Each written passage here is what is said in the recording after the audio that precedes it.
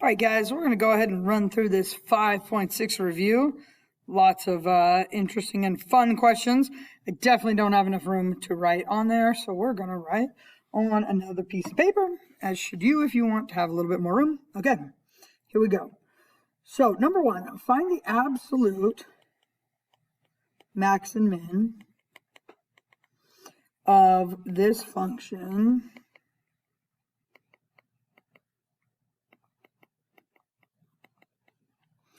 on the interval -5/4 to 5/4.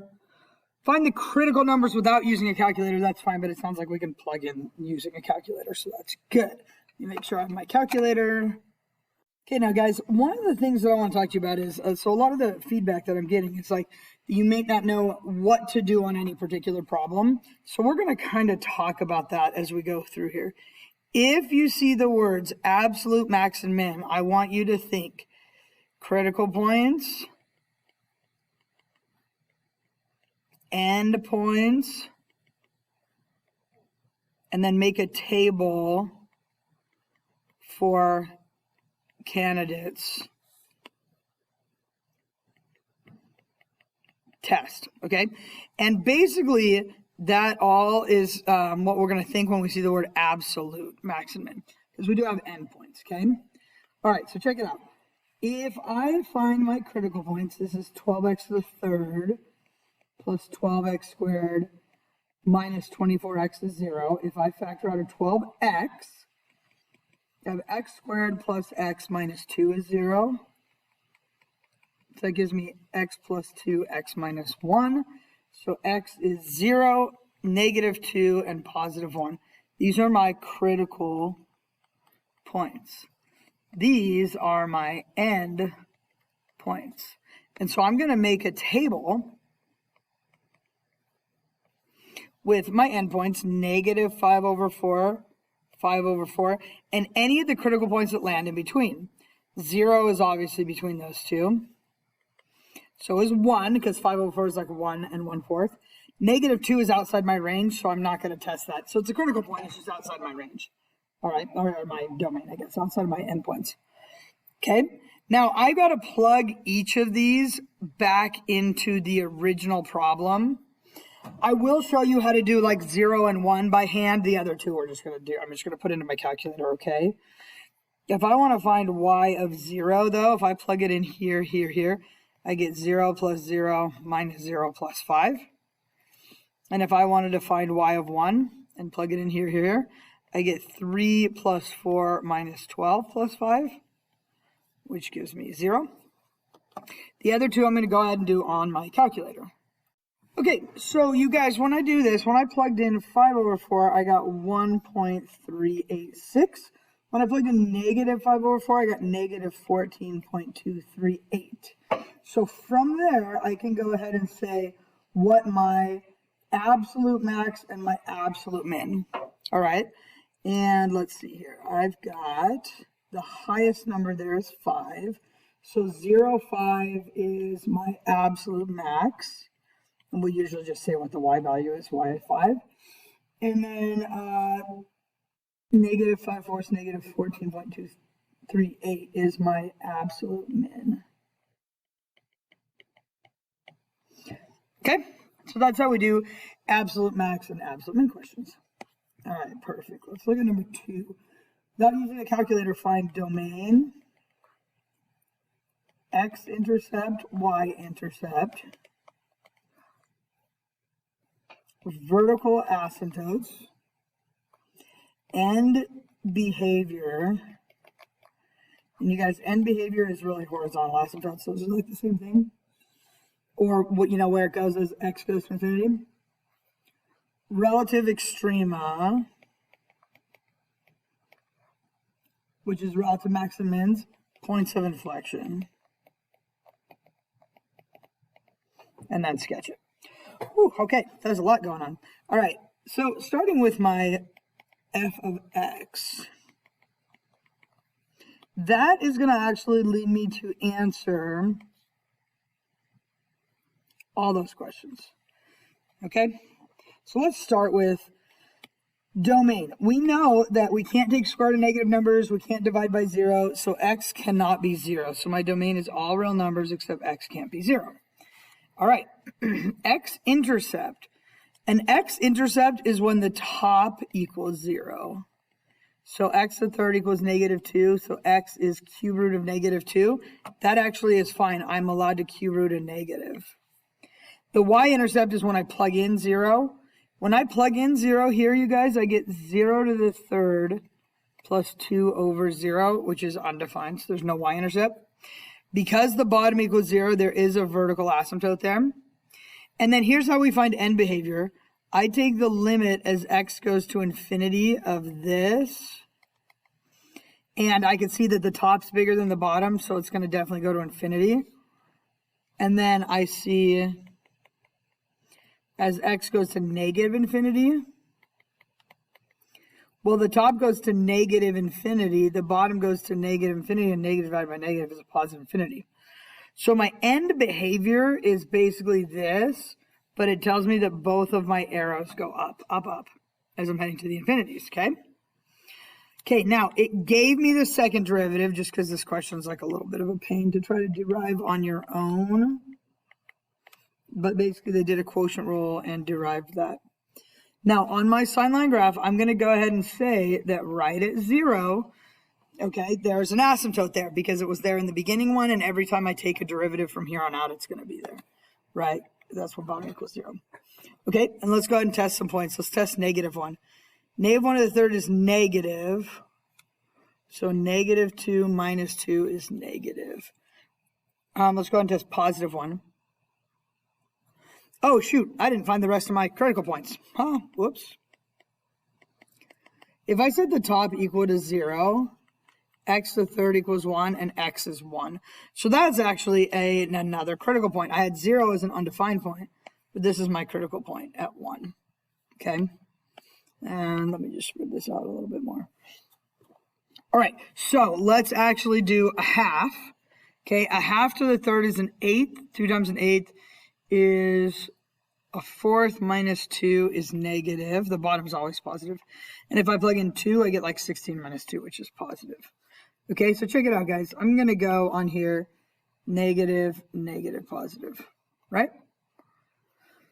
So I have a relative min at the x value 1 something. I can go back and plug it in. I've already plugged in 1. To here. Oh, no, I haven't plugged in 1 yet. I can go back and plug it in. So 1 plus 2 over 1 is 3 over 1. So it's got a min at the point 1, 3. Okay. Now I take my second derivative, which was 2x to the third plus 4 over x to the third. Sign line graph for my second derivative, I still have an asymptote at 0. Now, if I'm trying to see where the top equals 0, subtract that over, and x is the cube root of -2, which we actually can do. So that's over here somewhere. All right. Okay, let's plug a number smaller than it. I don't really know what that decimal value is, you guys, so I'm just going to plug in -100. Okay, -100 to the third is a very big negative number.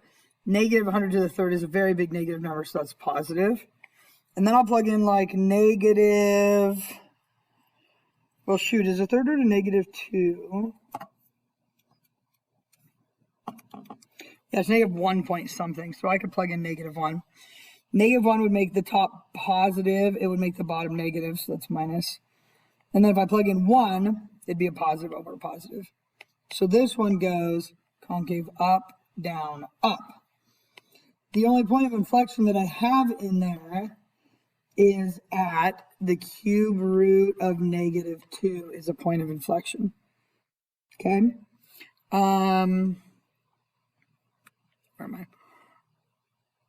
If I plug that in here, I end up getting 0. That happened to be the x-intercept. Okay? So let's make a very quick graph of this.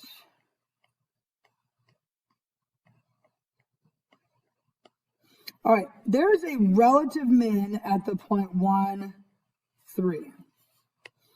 there is an asymptote at x equals 0. And there's an inflection point at the point negative, it's like 1.20. That's an inflection point. All right. My arrows go up, up at the ends. And let's see. Okay, this is going to go decreasing. So that's my best guess. And then this is going to go decreasing, hit the min, back to increasing again. But I already screwed up this side because concavity. All right, this needs to go concave down, concave up, sorry, to concave down. And then this needs to be concave down the whole time. Okay, this is my best guess as to what this looks like based on all my different like concavities and stuff. Let me check and see if I'm right. Okay, here it is. I graphed this. You guys see it's like concave up to there, and then it goes concave down. There's an asymptote, hits a min, and goes back up again. I mean, shoot, that's pretty close to what I have. Let's go. All right. Let's move along to, that was a long question, my goodness. Number 3. Without using a calculator, find intercepts. Make this a little smaller. Okay, x-intercept, y-intercept, local extrema, we'll put relative max, relative min, points of inflection, and draw the graph of absolute value of negative x to the third plus 3x squared. First, graph the same function without an absolute value. I think that's a great idea, right? Anyway, but let's kind of go through some of our definitions and stuff here first, okay? Okay, so let's start with, let's let f of x equal just this regular function. I'll put my absolute value on at the very end, okay? Okay, so check it out. My x-intercepts are when y equals 0. So if I set this equal to 0 and I factor out, I'm going to factor out a negative x squared, I get 0 and 3. So my x-intercepts are 0, 0, and 3, 0. Okay, my y-intercepts are when I plug in 0. So plug in x equals 0.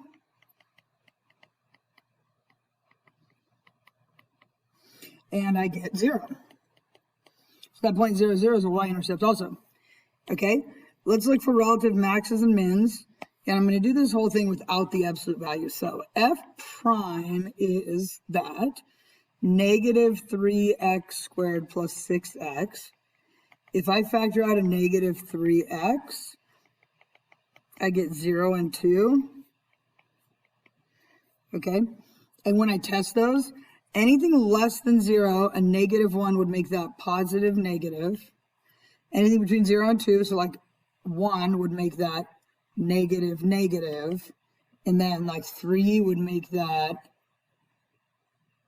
negative positive. Okay, so it's going to go decreasing, increasing, decreasing. And then I'll go ahead and do my second derivative. Okay, which is negative 6x plus 6. Just for fun, I'll factor out a negative 6. So x equals 1 is the only critical point. And what's happening is less than 1, like if I test at 0, that's a negative times a negative. And bigger than 1, like if I test at 2, it's a negative times a positive. Okay, and so for this one, I will get concave up, concave down. All right, now before I write up all my stuff, I want to look at what this graph looks like. Okay, so right now I'm going to graph the original question, which said it had intercepts at 0, 0, 3, 0. Okay, or the question without the absolute value, I mean. It had a relative min at 0, 0. It had a max at 2 something. If I plugged in 2, I get and I'll put it up here. The relative min was 0, 0. If I plug in 2, I get negative 8 plus 12. I get 4. Okay, cool. That's my relative max. My point of inflection is at 1. If I plug in 1, I get 2. All right. So when I draw this, let's see here. I'm going to draw it decreasing, increasing, decreasing. So this is how I kind of do it, guys. I go like this. Decreasing, increasing, decreasing. And then I'll follow that through with concavity. And my concavity shows me I go concave up to there, concave down. Okay, that's my whole graph. Now, the only difference is now I'm going to go ahead and put on the absolute values. And we know the absolute value just brings everything up. So like this is my final graph. It's going to go like that. And then up like that.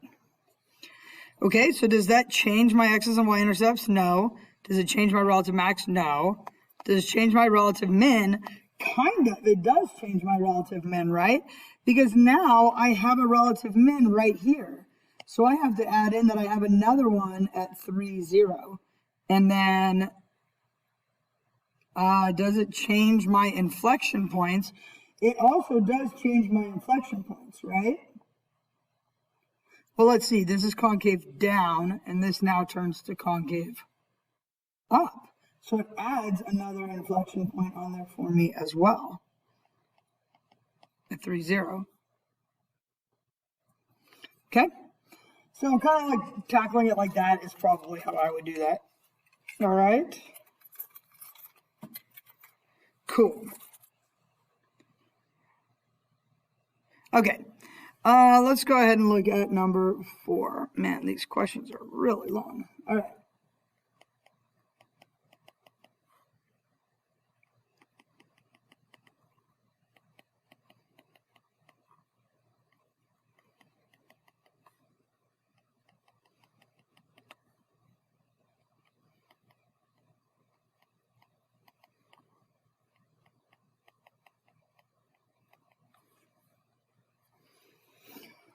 Okie dokie, find domain, and they like underlined domain all big, so that makes me think that there's something crazy going on here.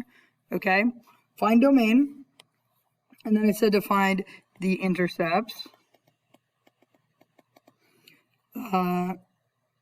Okay, and that's all going to come from my regular function. And then it said to find relative extrema. And that's all going to come from my first derivative. And then it said to find inflection points. And that's going to come from my second derivative. And then sketch the graph. Okay, so guys, let's talk about domain real quick. Let me go down here. The one thing we know about this, there is no dividing by 0, but there is a square root. So I know that whatever is inside of the square root sign has to be greater than or equal to 0. It can equal 0. That's okay. It actually can equal 0 because you can take the square root of 0, and I'm not like dividing by 0, so that's fine. Now, when I factor this is a difference of squares. We can actually use a sine line graph for this. And we can just say, just like very, very quickly, okay, if I plug in -5, I'd get a negative times a positive, which is negative. If I plug in 0, I'd get a positive times a positive. And if I plug in 5, I'd get a positive times a negative. And the only time this is going to be greater than or equal to 0, so I can use sine line graphs for more than just derivatives, guys, is here to here, okay? So my domain is actually on the interval -4 to 4. All right. Now my x-intercepts, it's where this equals 0. Well, to solve that, I could say, let's go down here. It's where x is 0, or it's where the square root of 16 minus x squared is 0. Well, cool, that's already done. And then this one, if I square both sides, add the x squared over, it hits 0 at plus or minus 4. Okay, so my x-intercepts are 0, 0, 4, 0, and -4, 0. My y-intercept, if I plug in 0, is just at 0, 0. Okay, so that's all that information. Okay, next I'm going to go to my relative maxes and mins. Now remember, this is for my first derivative, but my sine line graphs from now on are just going to go from -4 to 4. Okay? All right. Yeah, -4 to 4, and then, okay, when the first derivative equals 0. Let's see here. So what I'm really looking for, guys, is I'm looking for when the top equals 0. Okay? So 16 minus 2x squared equals 0. Move the 2x squared over, divide by 2. X is plus or minus the square root of 8, which is 2 root 2, or I can just use square root 8. So that's negative square root 8, and that's positive square root 8. Okay, guys, the square root of 8 is going to be like less than 3, right? Because the square root of 9 is 3. And this will just help me for when I'm plugging in. Let me write my equation here.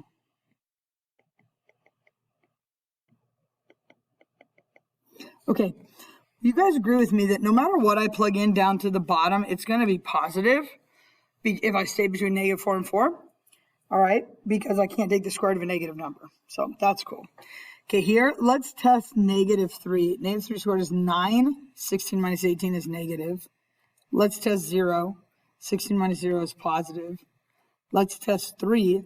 16 minus 18 is negative. Okay, so I'm going decreasing, increasing, decreasing. So what's it asking me for? Okay, so I have a relative max at the point square root 8 something, and I have a relative min at the point negative square root 8 something.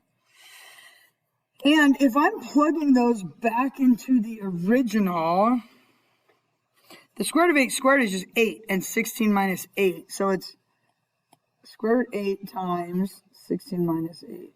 Square root 8, and square root 8 times square root 8 is 8. Well, that's fun. It's going to be the same thing down here. It's going to be negative square root 8 times square root 8, which will just be negative 8. Okay, so that was me like plugging those in. All right, now I'm going to do my second derivative and my inflection points. Again, -4 to 4.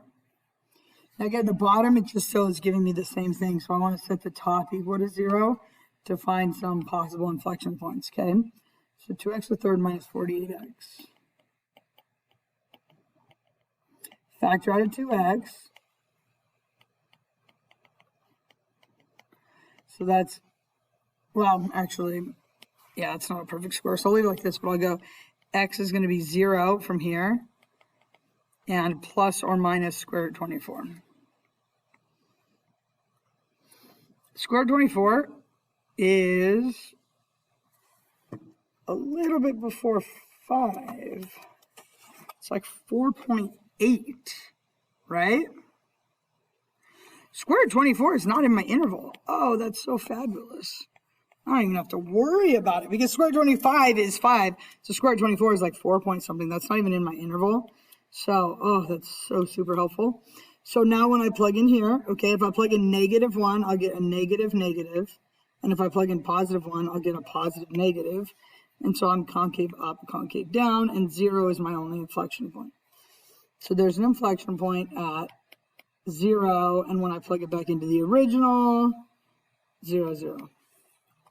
All right, let's see if we can draw this thing.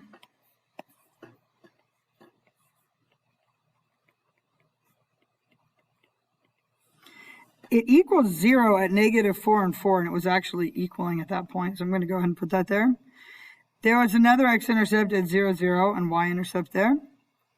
There's a relative max at square root 8, 8. Square root 8 is like 2.8. So 1, 2.8. And then up at 8. And negative 2.88. And there was a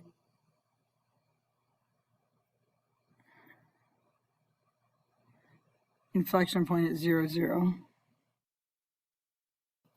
I don't think that, hold on a minute. and up, down. So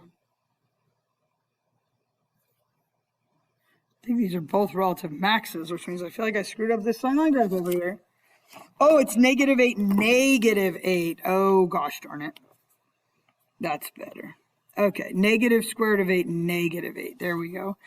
And so now, guys, when I go to connect them, so I know it goes decreasing, increasing, decreasing. Let's put some concavity on there, okay? Concave up to concave down. That's what this looks like, all right? So let's take a look, see if we're right. X squared 16 minus x squared.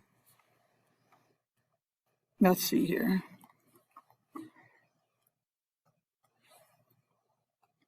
X squared 16 minus x squared. Hey, would you look at that? That's pretty cool, all right? So we went from -4 to 4. We had these at square root 8 and negative 8, negative square root 8, -8, and 0, 0, an inflection point. All right? Nice.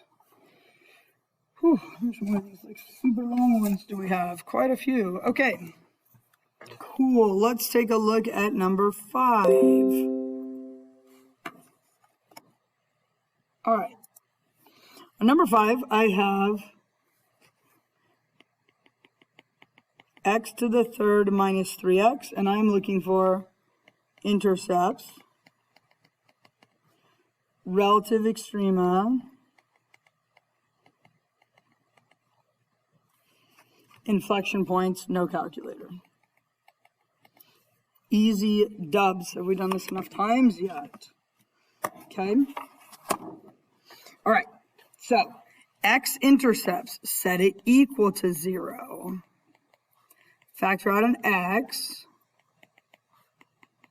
and I get 0 and plus or minus √3. So 0, 0, it's positive √3, 0, and it's negative √3, 0.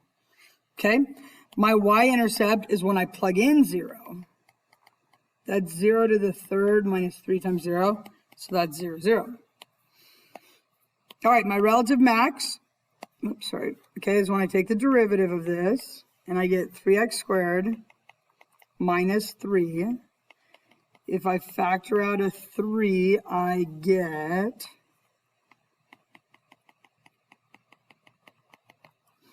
x is -1 and 1. Sine line graph. Okay, and I'm plugging into here. So at -2, it's going to be negative, negative, so that'll be positive. At 0, it'll be positive, negative, and at 2, it'll be positive, positive. Okay, so I go like this, right? So I have a relative max at the point -1 something and a relative min at the point 1 something. And when I plug those in, -1 is going to be at 2, 1 is going to be at -2. Okay, and then last but not least, my point of inflection. The derivative of this is just 6x. So that's 0. Anything less than 0, like -1, is going to be negative. Bigger than 0, like 1, will be positive. And so I have concavity. All right, and so my last sketch is going to be intercepts at square root 3 is like 1.7 and 0, 0, and a max at -1, 2, and a min at +1, -2. And I think that's it. So I can sketch this now. And it's going to look something like that. Okay. So I think that's all of our sketching stuff. So that's kind of good. Get past that. And let me go on to a part 2 because we're already at 30 minutes.